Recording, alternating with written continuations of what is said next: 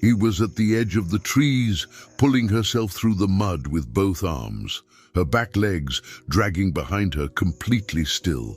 She moved only a few centimeters at a time. Each time her arms pulled forward, the mud swallowed the distance she had just gained. Her knuckles were split open, dried blood layered over older blood. She had been doing this for days. She was making a sound I had never heard from any animal before. Not a scream, something lower than a scream. Something that had been going on for so long, it was almost gone. I was 40 meters away on my bench, sorting dried Aframomum root, the way I have done every afternoon for 40 years. I know every sound this forest makes before rain. What I heard was none of them. And before I had even decided to stand, I was already walking toward the trees. I did not know then that this animal would change the rest of my life. I picked her up. Her legs hung against my arm with a soft, still weight that told me more than I was ready to hold yet. Above her right ear, there was a patch of fur the color of dry river clay, rust-colored, distinct. I did not know then that eventually 500,000 people would learn to look for that patch in every video I posted. I held her against my chest and walked back toward the house. I had no formula, no equipment, a phone, 40 years of medical instinct, and a 4-hour drive to Brazzaville. I wrapped her against my chest in a length of cloth and drove with her pressed against my sternum. A pharmacist I had known for years made calls. By evening, I was speaking to a wildlife veterinarian named Dr. Musavu, who explained exactly what she needed. Specialized primate formula, temperature close to exact, bottle angle approximating what she would have had at her mother's body, timing following her rhythm rather than any schedule. He delivered all of this in the flat voice of a man who expected the arrangement to last 1 week. He was still answering my messages 4 months later. The early feedings were negotiations I lost more often than I won. She refused the bottle for hours, then took it suddenly at 2 in the morning when I had nearly stopped trying. She lost weight in the first 2 weeks. I felt it every time I picked her up. Lighter was the wrong direction. Dr. Musavu explained passive movement over the phone. Even though she could not move her legs voluntarily, the joints had to be moved for her. Twice each day, or they would begin to contract. Slow, he said, deliberate, 1 joint at a time. I sat on my kitchen floor that same afternoon with her in my lap and moved each leg through the full motion.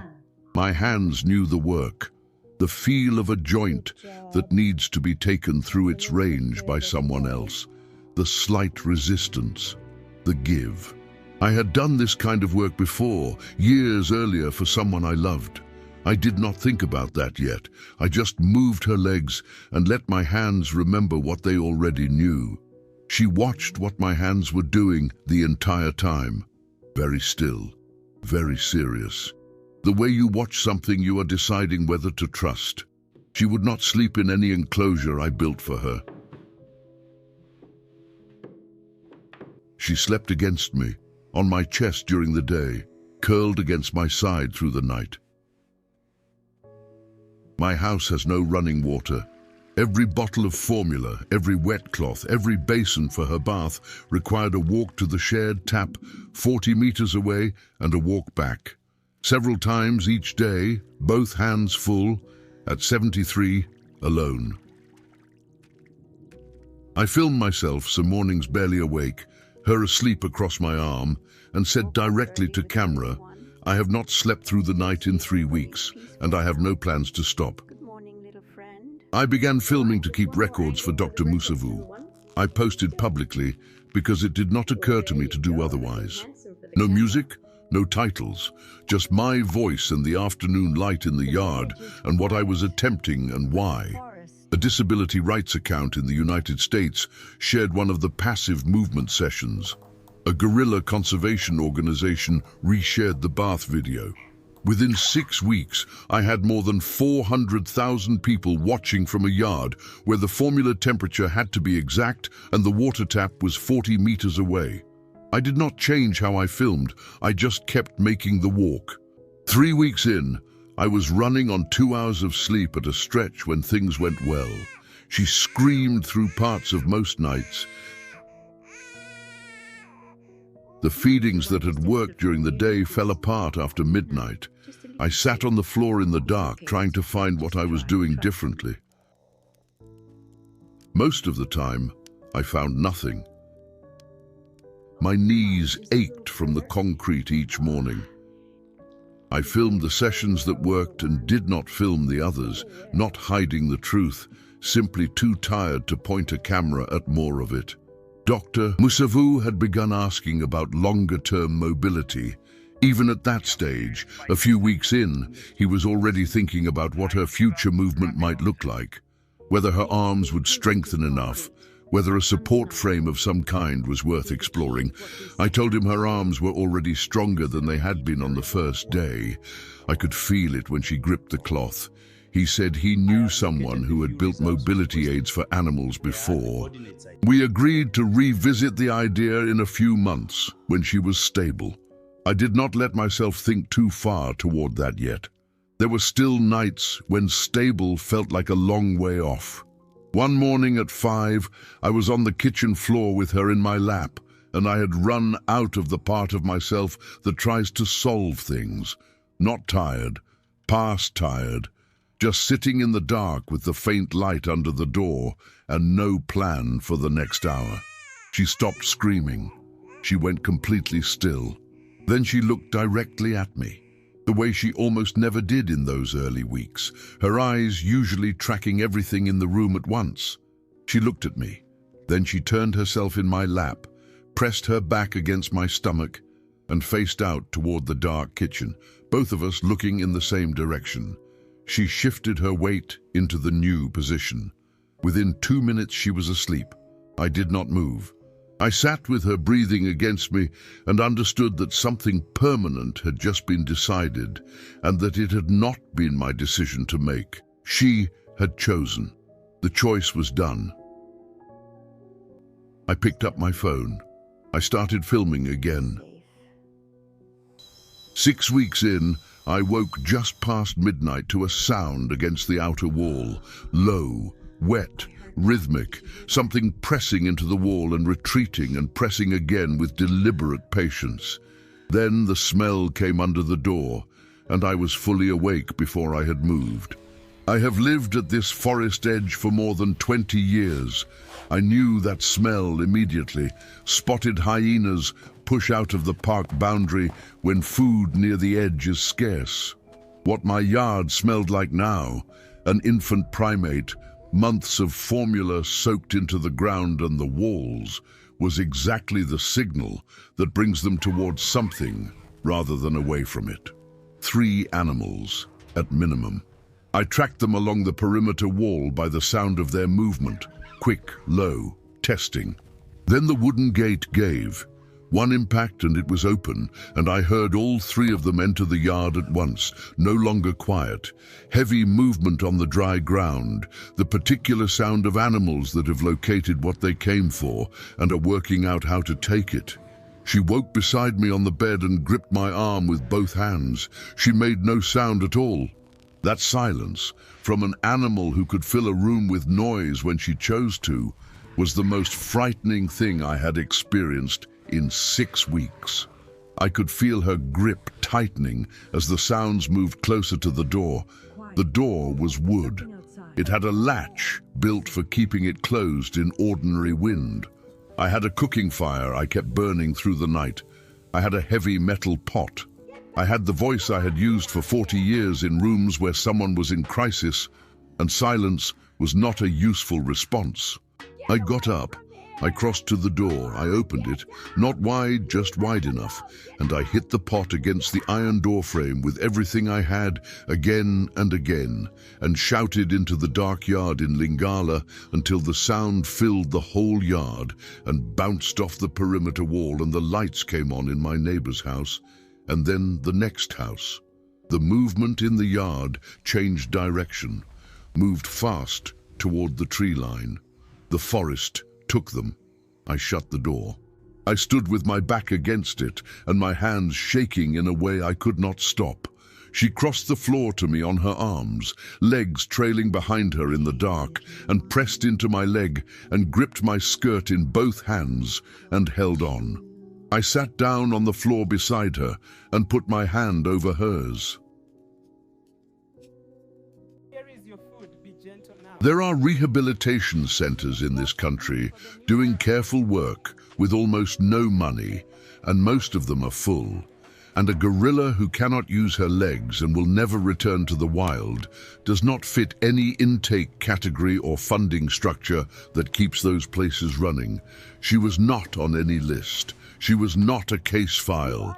She was an animal in an old woman's yard at the edge of the Congo forest, 10 weeks into a rehabilitation that nobody had officially authorized, watched by 400,000 strangers on their phones who had found her by accident and did not know how to stop watching. She existed entirely outside every system anyone had built. The systems were not going to change to include her. I never posted about that night. When the journalist asked me months later if I had ever been afraid, I described it in 3 sentences and changed the subject. The journalist arrived on a Tuesday in the dry season. She had flown from Nairobi, driven from Brazzaville, and had watched everything I had posted in chronological order the afternoon before she came. I could tell she didn't ask me to explain things she had already seen. She moved through the morning filming the feeding, the passive leg work, the bath in the plastic basin in the yard. The technician who had built the harness, a simple frame of lightweight pipe and 2 small rubber wheels, designed to let her arms propel her while her hips cleared the ground, had driven 4 hours to be there. The first fitting, 2 months earlier, had taken 4 hours and ended in failure. I had posted the entire session, including the failure, and the comments had filled with people writing about their own first days with mobility equipment. I had read as many as I could. I had not known what to write back. Here is what was true that morning, after 4 months. She was stronger. Her arms could carry her across the kitchen floor in under a minute. She had opinions about every corner of the yard and made them known. She tolerated the harness now, moved in it with real confidence when I was close, but she had never moved in it toward me from a distance. She had never crossed open ground toward anything without being guided. None of us knew whether she would. Dr. Musavu had said carefully that the will to move towards something was different from the ability to move. We would not know until we knew. The technician said he wanted to try something. He carried her to the far end of the yard, about 15 feet from where I sat near my bench, maybe 20. He set her down in her harness on the pale, dry dirt. He took his hands away and stepped back and did not speak. He did not call her name. He did not reach toward her. He looked at me once, briefly, and looked away. I sat in the dirt near my bench. I did not move. I did not call her either. The journalist's camera was running. The yard was very quiet. She was still for a long moment. I watched her and thought, I do not know what happens now. Nobody in this yard knows what happens now. Then her arms went forward. Her weight shifted. The small rubber wheels rolled. Arms forward again. Weight shift. Roll. She was moving. The rust-colored patch above her right ear caught the dry season light, that exact shade of river clay I had been watching since the first afternoon in the mud. The color 400,000 people had learned to look for in every video, the same way I had learned to look for it from 2 feet away. She did not look up. She did not slow down. Arms forward, weight shift, roll. She stopped directly in front of me. She looked up at me. Then she raised both arms. I went down onto my knees in the dirt and lifted her. Her back against my forearm, her face out toward the yard, both of us looking in the same direction, the way we have always done from the very first week, The position she chose at 5 in the morning on a kitchen floor when I had run out of everything, and she made the decision for both of us. She settled her weight into my arm. She went still. I could not speak for a while. When I did, I was not speaking to the journalist. I was speaking to her, in German, in French, in Lingala, all mixed together in a way nobody in the yard fully understood, including me. The journalist did not stop filming. She told me later the sequence runs 47 seconds in the final piece without a cut and without music underneath it. She said the comments on that segment alone run to the tens of thousands. She said many of them are one word. Later, after the camera was off, the journalist asked about my son. I told her he could not use his legs either. I lost him 4 years ago. I looked at the gorilla asleep in my lap in the afternoon sun, the rust-colored patch turned toward the light, her arms loose with sleep. I said, I do not feel alone anymore. Neither of us said anything else for a little while. Every afternoon, when the light goes flat and the rain is close, I sit on my bench and sort my plants. The same bench, the same motion, 40 years, and now one thing different. She is at the far edge of the yard in her harness, facing the tree line. She has always needed to see what is ahead of her. From the very first day, she has always faced outward. The rust-colored patch above her ear is the last thing to catch the light before the clouds close in. I do not look at her. I do not need to. I know exactly where she is.